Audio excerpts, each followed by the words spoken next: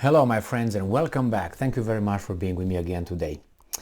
Lately I've been seeing a lot of articles in the Ukrainian press or mass media where they state that the Ukrainian Air Force is doing a great deal of effort to destroy Russian targets. But all articles, I just skimmed through them, say that they would be able to inflict more damage on the Russians if modern attack aircraft and would be available.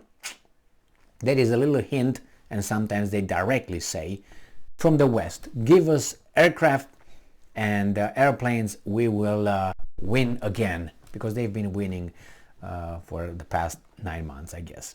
So let's see what's going on here. They will let us know that they launched 20 strikes on enemy. And see, this article comes from Ukrinform. Now I'm going to show you the picture of this article. And it's almost always with a Sukhoi 24, I think it is.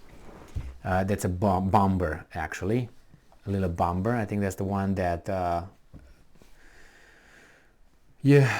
Turkey shot down in Syria. Remember, where there's the problem with the Russians then.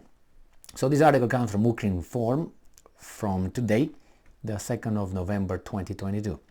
Ukraine's Air Force launches 20 strikes on enemy. During the day, Ukraine's Air Force launched 20 strikes on the enemy. The invaders continue to deport the population from the left bank part of Kherson region. This is stated in the report of the General Staff of the Armed Forces of Ukraine as of 1800s, November 2nd, released on Facebook. As noted, the enemy tries to hold the temporarily captured territories, focuses its efforts on restraining the actions of the defense forces in certain directions, conducts offensive actions in Bachmut and Avdiivka and Novopavlinka directions. This is the first time when I hear Novopavlinka, because as of now, almost each and every article that I read with an update from the front was Bachmut and Avdiivka. Now I see that Novopavlinka is in business too. The Russians shelled the units of the defense forces along the contact line, reinforce the lines in certain directions, conduct aerial reconnaissance, continue to strike critical infrastructure and houses of civilians in violation of the international humanitarian law, the laws and customs of war. You don't have to put that over there, man. We got it. They're just criminals. Move on. Let's see what's important. Not that that one is important, but it's just, like every freaking article. Okay, we got that. I mean, we know we don't need more than 9 times. So the human brain, to create conditioning or to put it in the subconscious of the brain, you need an average of 9 times of conscious exposure to an information. If I say, hey, I'm beautiful, I'm beautiful, I'm beautiful for 9 times, and you're like, then you most likely think that I'm beautiful, even if I'm like, you know what I mean? So these guys way surpassed that 9 times. I think it's 3,593 times. During the day, the enemy launched 1 missile strike, 12 airstrikes, and more than 25 MLRS attacks. At night, the enemy again attacked Ukrainian infrastructure facilities with missiles and Iranian Shahed 136 combat drones in the areas of more than 15 settlements, including Kremenchuk in Poltava region, Vuhledar and Vodiane in Donetsk region, and Smila and Cherkassk in Cherkasy region. Jesus Christ, break my tongue here.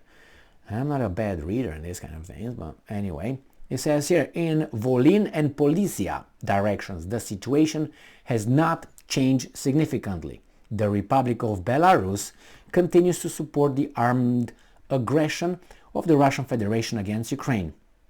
There is still a threat of new strikes and the use of combat drones from the territory of Belarus.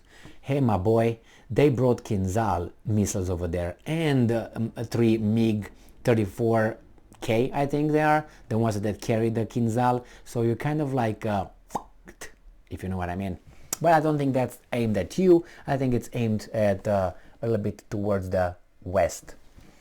In the Sivyersky direction, the Russians fired mortars and tube artillery on the area of High and Senkivka settlements in Chernihiv region. In Slobokanitsky region, mortars, tubes and rocket artillery were fired. In Kapyansk and Liman directions, mortars, tube and rocket artillery were fired. So basically the same thing happens, boom, boom, boom, and there are 3 now offensives. In Bachmut direction, tanks, mortars, tubes and rocket artillery were fired. Now, when they say tanks, they didn't say tanks anywhere else. When I say tanks, I take it from now on that that's like that means a little push. In Avdiivka direction, tanks, mortars, tube and rocket artillery were fired. In Novopavlinka directions, tanks, mortars, tube and rocket artillery were fired. So you see, in all these 3 things, Bachmut, Avdiivka and Novopavlinka, when they said in the 3 paragraphs north, they said that they are doing something, they're attacking over there. So aside from that, everywhere is just mortars and nothing else. Here it says the defense forces in certain directions conducts offensive actions, Bachmut, Avdiivka and Novopavlinka directions. And here we have tanks. So we have, whenever they say tanks, whoops, because it's an offensive weapon, it's not a defensive weapon. So let's see, in Zaporozhye direction, again, tanks, bing, bing, bing, bing, mortars, tube and rocket artillery were fired. In southern Bukh direction, the area of more than 15 settlements along the contact line came under enemy fire, so just keep them at bay. The so-called evacuation of local residents from the temporarily occupied territories of Kherson region continues. In particular, the civilian population is evacuated from certain settlements of the left bank part of Kherson region. The occupying power gave the residents of Novopavlinka 3 days to leave the occupied territory deep into the occupied territory or to the Russian Federation on their own. The population was warned that, quote-unquote, evacuation will be mandatory from November 5th. November 5th, mandatory.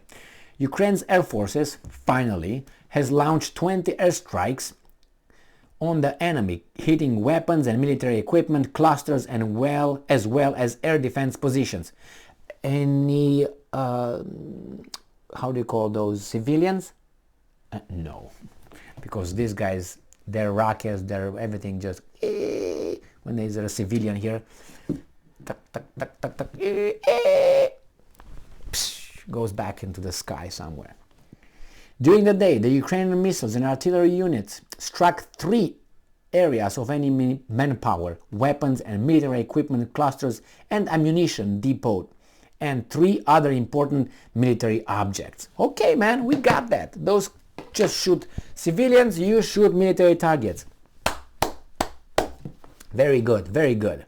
So, nothing really happens. I'm curious when the Bachmut, Avdiivka and Severodonetsk, or whatever that is, the third one that just showed up lately, will, I don't know, create problems for the Ukrainians, because I don't hear any Ukrainian counteroffensive. Sometimes I hear, oh, they liberated 345 settlements here. They liberated 400 over there.